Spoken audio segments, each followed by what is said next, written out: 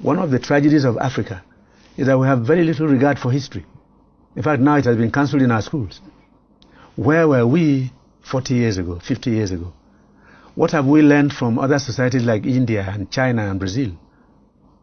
We copy a bit too quickly and too wrongly from elsewhere.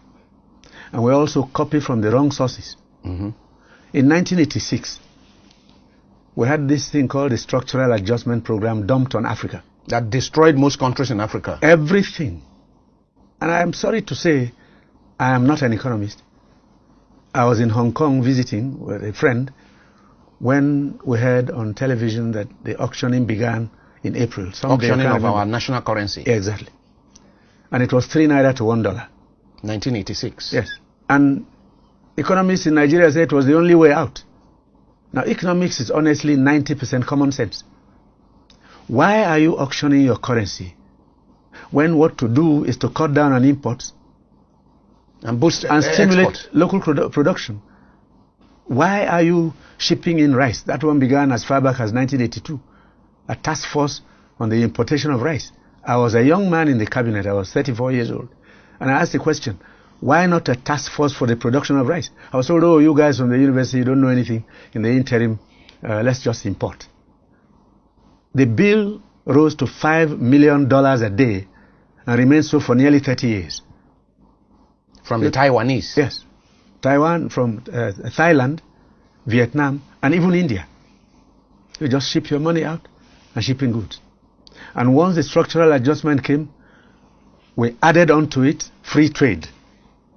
So we opened our windows, our doors, our roofs, and any foreign good was arriving. Dumped in. Plastics that wouldn't last an hour in the hand of a child as toys, honey, sugar, milk, toothpicks, handkerchiefs, pins on the table. We produce nothing. If you go to your house and look around, practically everything. What is it that is made here? Almost nothing. And we said it was perfect. Why? Oil and gas money. You ship out oil, send the proceeds to sustain other economies and bring in their goods. Along with the goods, unemployment and poverty started. Yeah. So then we lost all our institutions, yes. Industries. Yes, exactly. The granite pyramids everything in the north disappeared because it was no longer fashionable. The textile industry to go to the farm.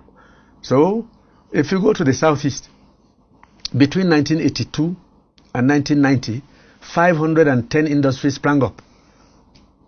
I think the Igbos then decided, rather than trade, we'll produce.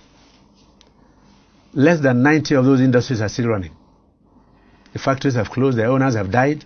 500 industries. In the east, the owners have died, their dreams have died. All of this is being caused by a fundamental problem. There's discomfort. There is major discontent all over the place. Young people have nothing to aspire to. Young people can't think of a day when they will marry, have a flat of their own, own a job, and even if they have a job today, the wage is too low. Then at the bottom of it all again is that since 1986, we've had the most tragic philosophy of economic management, where interest rates have stood on the average at between 25% and 35%. And no one can invest with that kind of thing. Now, how do you borrow at 35% unless you are into crime? Maybe cocaine. What do you produce with 35%? And buy your generator, and buy your diesel, and pay your tax, and pay your workers a living wage. And when you talk about it, these brilliant people said they read in Harvard and Yale and Oxford. Where in the world are interest rates this high now?